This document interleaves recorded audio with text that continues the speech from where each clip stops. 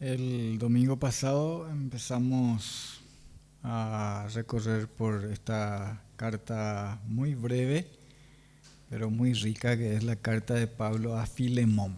Siguiendo con la, la serie que empezamos ya hace bastante tiempo con las epístolas carcelarias.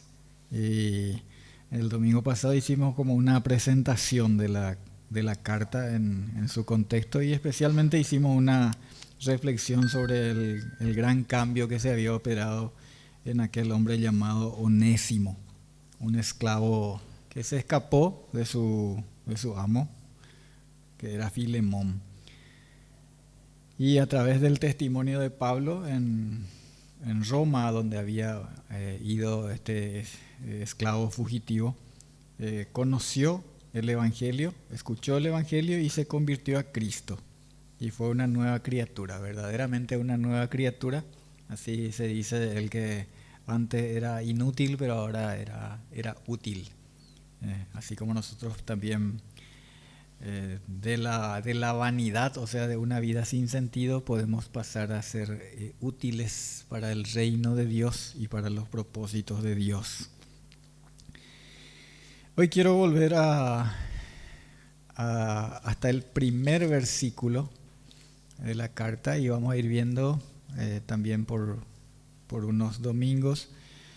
Hoy vamos a ver el primer versículo. Vamos a escarbar ahí y sacar algún tesoro que siempre tenemos abundantemente en la palabra de Dios. Y vamos a recoger algunas enseñanzas que nos deja el Espíritu Santo en las palabras del primer versículo. Y dice así: Pablo, prisionero de Jesucristo, y el hermano Timoteo, al amado Filemón, colaborador nuestro.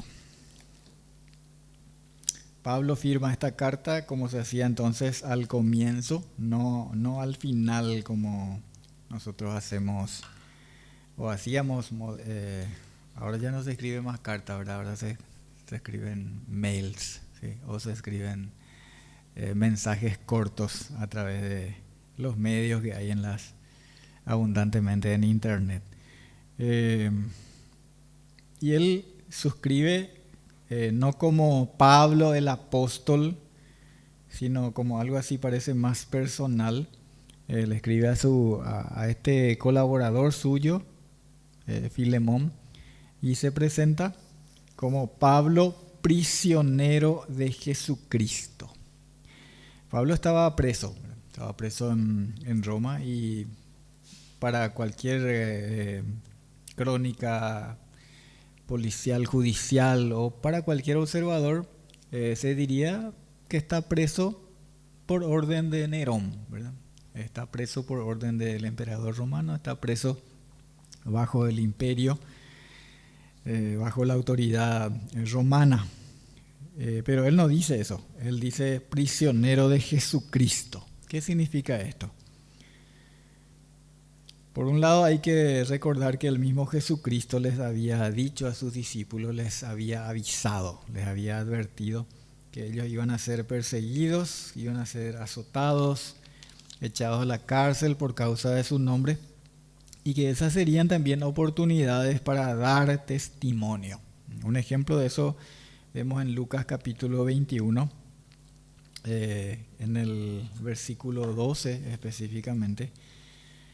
El Señor les está hablando y les dice: pero antes de todas estas cosas, os perseguirán y os entregarán a las sinagogas y a las cárceles. Y en el versículo 13 dice: y esto os será ocasión para dar testimonio. Entonces ahí tenemos que podemos entender un poco, ¿verdad? Una parte, pero hay más de por qué Pablo dice que era un prisionero de Jesucristo. A la iglesia de Esmirna, también en el libro de Apocalipsis, capítulo 2, versículo 10, le dice el Señor: Apocalipsis capítulo 2, versículo 10. No temas en nada lo que vas a padecer. He aquí el diablo echará a algunos de vosotros a la cárcel para que seáis probados. Era entonces una consecuencia prevista para los seguidores, para los testigos, y sigue siendo hasta hoy. ¿Sí? Nosotros podemos decir, bueno, pero ahora ya no pasa más eso, no pasa acá, en esta parte del mundo, pero hay muchos lugares donde todavía se sigue persiguiendo, y muchos a costa de su libertad y también a costa de su vida dan testimonio, porque hay muchos lugares en donde se sigue persiguiendo al Evangelio y se sigue persiguiendo a los cristianos, y la persecución viene desde los estamentos del poder, o sea, desde el poder político. Las autoridades persiguen y prohíben. Así que esto es algo que pasó, y ya en el tiempo, en los primeros tiempos, tenemos en las Escrituras, en los libros del Nuevo Testamento, fueron encarcelados Pablo, como acá ya estamos viendo, pero también Pedro, Juan, Jacobo o Santiago. Incluso cuenta en el libro de los Hechos, en el capítulo 12, que Herodes le mandó matar. Estaba en la cárcel y porque quería congraciarse con los judíos, le hizo sacar la cabeza a Santiago, ¿verdad? Le mató a espada, dice.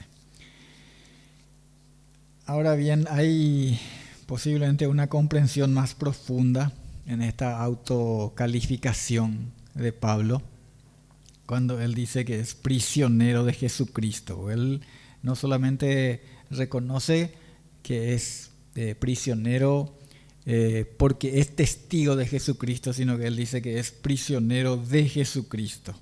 De hecho, ya seguramente que a él le traía paz el saber que estaba en la voluntad de Dios y que eso tenía que sucederle a los testigos. Él incluso le escribe a Timoteo en la segunda carta y le dice: todos los que quieren vivir piadosamente van a sufrir persecución. Él sabía eso. Y esa era una manera de descansar sabiendo que estaba en la voluntad de Dios.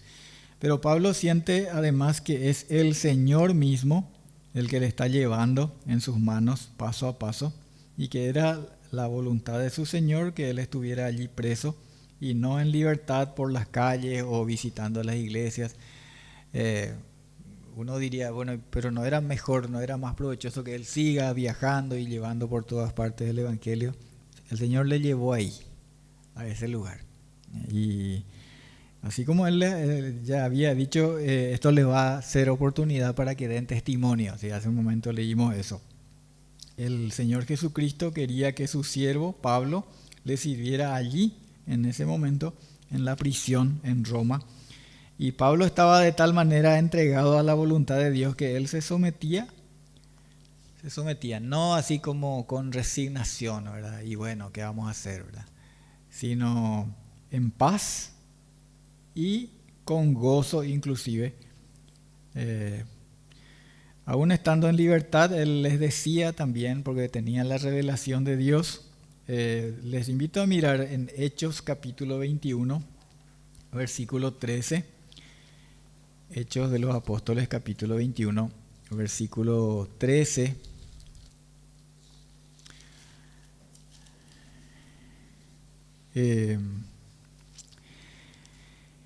Pablo le dice a los hermanos: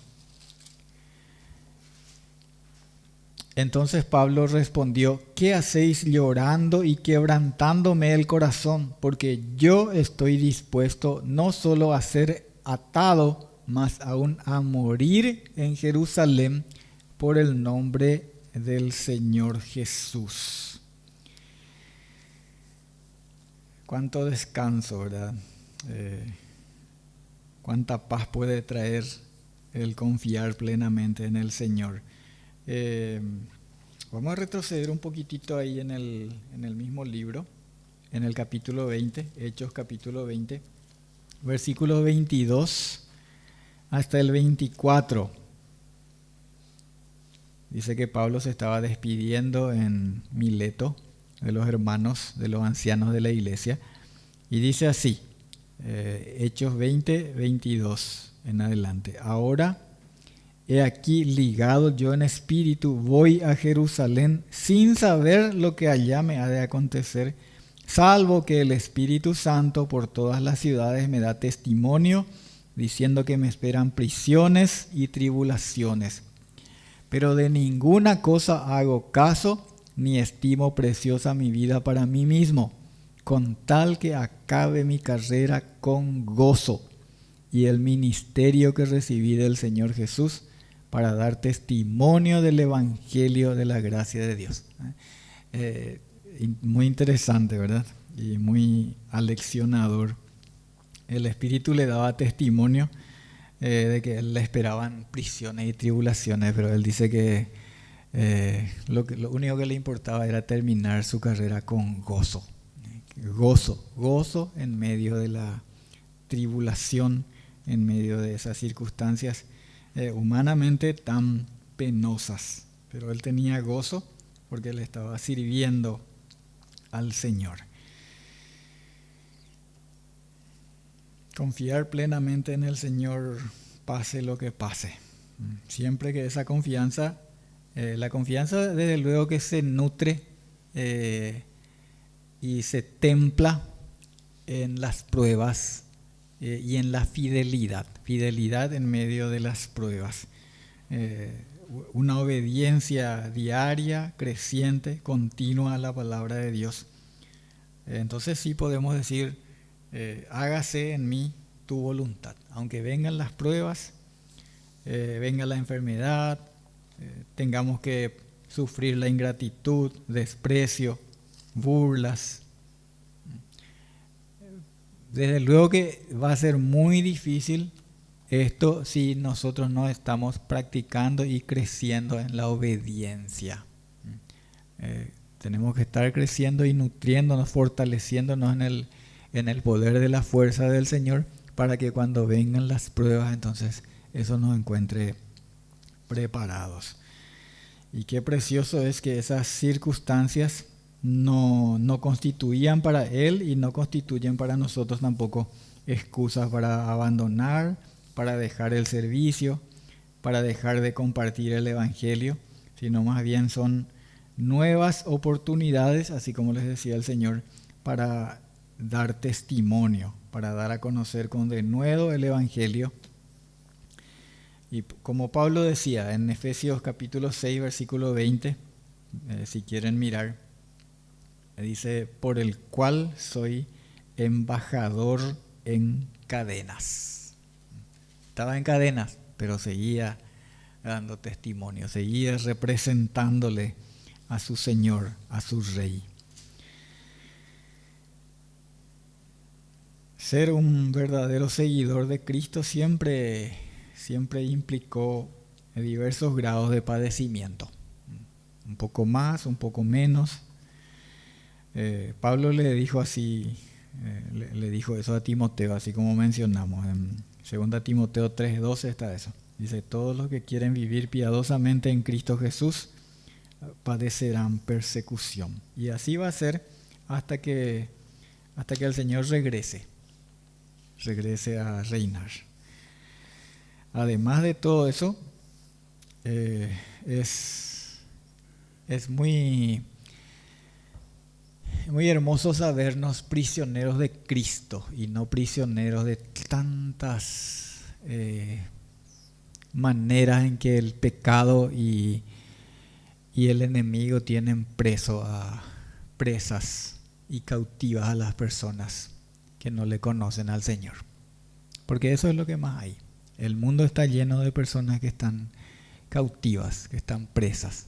Entonces Jesús dijo en Lucas capítulo 4, cuando se manifestó allá en Nazaret, dice que le trajeron el rollo, era el libro del profeta Elías. Y él dijo aquello, ¿verdad? El Espíritu del Señor está sobre mí, me ha enviado a predicar las buenas nuevas, a dar libertad a los cautivos, a dejar ir libre a los presos. Pero él no estaba hablando de los presos del César, ¿sí? Estaba hablando de los cautivos por causa del pecado. Y el pecado es lo que tiene más cautivos, hermanos, más cautivos. Nosotros solemos escuchar que la población penal aquí en nuestro país, por ejemplo, supera la capacidad que tienen los establecimientos penitenciarios, ¿verdad? Pero eso es poquísimo comparado con toda la gente que está afuera de los penales y que también está presa y cautiva, porque eso es lo que más hay. Hay más gente cautiva, presa, esclava afuera que los que están adentro. Así es. Hay gente que por la gracia y la misericordia de Dios va ahí, a esos lugares, y allí es libre. Yo he leído y escuchado testimonio, podemos escuchar también hoy por hoy, ¿verdad? Hay programas evangelísticos en los que podemos escuchar los testimonios de esas personas.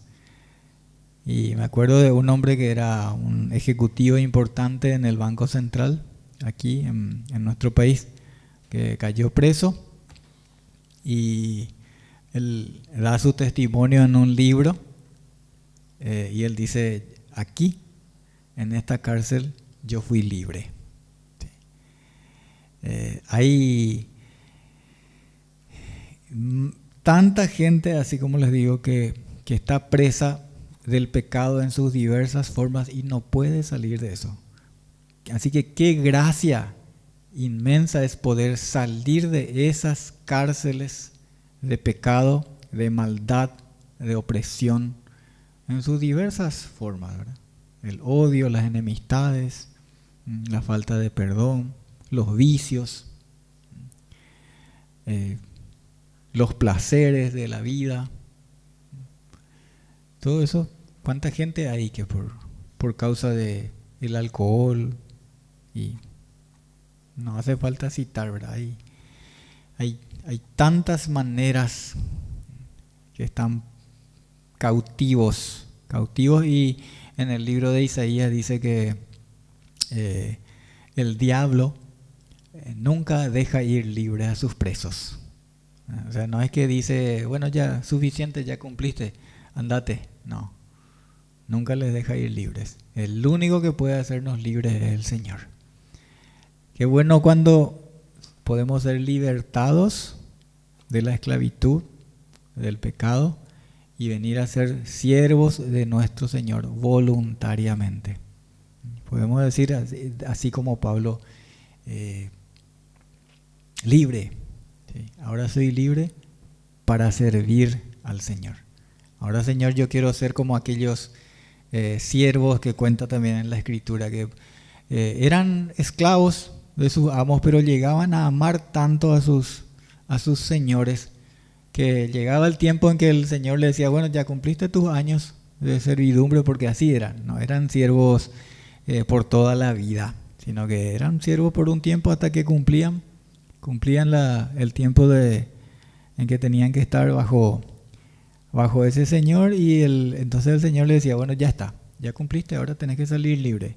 Y entonces esos hombres, dice que llegaban, algunos de ellos llegaban a amar tanto a sus amos, que les decían, amo, yo no quiero irme de tu casa, yo quiero servirte a vos, yo quiero ahora voluntariamente quedarme contigo, porque yo estoy bien en tu casa.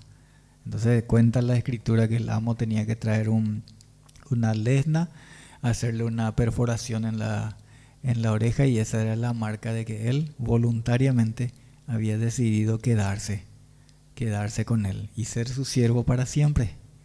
¿Sí? Esa es la manera en que nosotros servimos al Señor. Somos sus siervos para siempre, voluntariamente.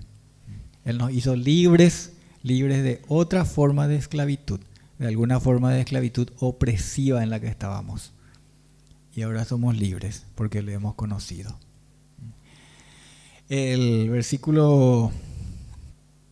Los versículos que siguen, ahí nos habla de algo que quiero empezar ahora a hablar, no voy a extenderme mucho tiempo, pero dice ahí en Filemón 1, los versículos 2 y 3, dice: y a la amada hermana Apia, y a Arquipo, nuestro compañero de milicia, y a la iglesia que está en tu casa, gracia y paz a vosotros de Dios nuestro Padre y del Señor Jesucristo. Cada uno de estos mencionados aquí servía al Señor, así como nosotros somos llamados a servirle. Nosotros estamos también en la iglesia del Señor, aunque no nos reunimos en una casa como era la costumbre. Así comenzó la iglesia. La iglesia se reunía en las casas. Y después, cuando empezó a recrudecer, empezó a arreciar la persecución, se escondían, se llegaron a reunir en las catacumbas. No habían así edificios construidos, mucho menos edificios grandes así construidos para hacer templos. Ustedes saben que el Señor nunca mandó construir templos para reunión. Hay un pasaje en el que David le dice al Señor que él tiene en su corazón construirle un templo. No puede ser que yo tenga una casa y vos estés en una carpa, le dice a Dios, ¿verdad? Y Dios le dice: yo nunca ni te pedí a vos ni le pedí a ningún hombre que me construya un templo de madera, le dice, porque cuando en aquel tiempo las construcciones lindas eran hechas con madera, ¿verdad? Yo nunca pedí una casa así, ¿sí?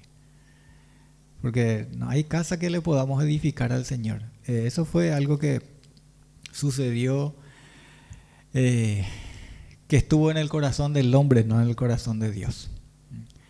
Nosotros somos la iglesia del Señor, hermanos. Ciertamente que un lugar como este, por ejemplo, que nosotros tenemos, gracias a Dios, porque es un lugar en el que podemos estar confortablemente, ¿verdad? Confortable. Aquí tenemos acondicionado el clima en estos días de mucho calor. Pero la iglesia del Señor somos nosotros. Y allí donde nos reunimos nosotros está la iglesia del Señor. Y cada miembro de la iglesia, así como le dice el Señor a Filemón, la hermana Apia, que se cree que era la esposa de Filemón, Arquipo, nuestro compañero de milicia, y la iglesia que está en tu casa, o sea, todos los que se reúnen en tu casa. Así nosotros, hermanos, la iglesia que se reúne aquí, somos la iglesia. No, la iglesia no es el lugar donde nos reunimos, sino que somos quienes nos reunimos en un lugar. Así como era en el primer siglo, sigue siendo ahora. Los hijos de Dios somos la iglesia del Señor.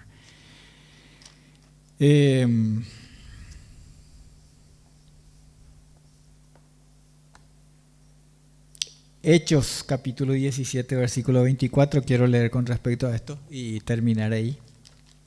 En Hechos 17, 24,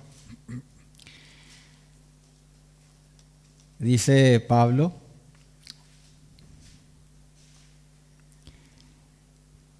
el Dios que hizo el mundo y todas las cosas que en él hay, siendo Señor del cielo y de la tierra, no habita en templos hechos por manos humanas.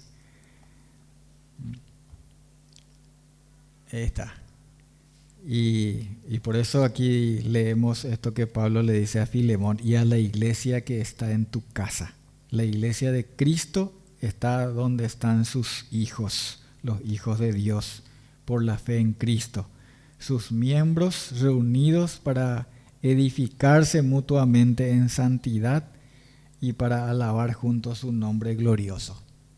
Esa es la iglesia de Cristo, hermanos.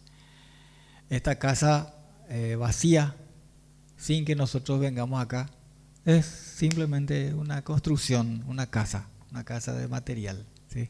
Pero cuando nos venimos a reunir los hijos de Dios por la fe en Jesucristo, aquí está la iglesia del Señor. Y gracias a Dios, porque somos parte de esta casa. Vamos a orar y dar gracias. Padre nuestro, Señor, te damos gracias en esta mañana en que hemos también participado del memorial del cuerpo y de la sangre de Cristo. Hemos recordado que somos uno, un solo cuerpo, miembros cada uno de Cristo, y que hemos sido comprados, redimidos por medio de su sangre, Señor. Gracias te damos por eso, por ese privilegio. Gracias también porque hemos sido rescatados de prisiones, de maldad, de pecado, y hoy somos voluntariamente, habiendo rendido nuestra voluntad, nuestra vida, somos siervos, somos prisioneros de nuestro Señor, de nuestro Salvador Jesucristo, y no prisioneros del pecado. Señor, te damos gracias y honramos tu nombre en el nombre de Jesucristo. Amén.